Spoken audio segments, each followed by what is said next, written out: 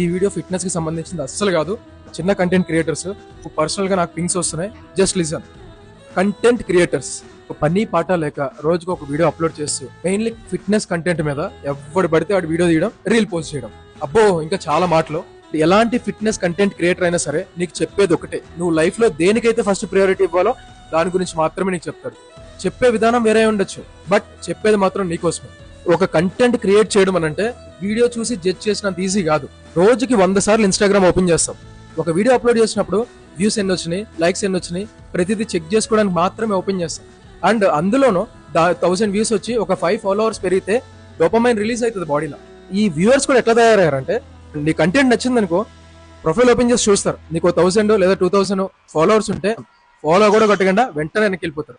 నీకు ఒక 2 lakhs followers ఉన్నారనుకో, వెంటనే ఫాలో కొడతారు. నీ ఫాలోవర్స్, నీ లైక్స్, నీ సబ్స్క్రైబర్స్ చూసి ఫాలో కొట్టే డేస్ బ్రో ఇవి. ఈ రీసెంట్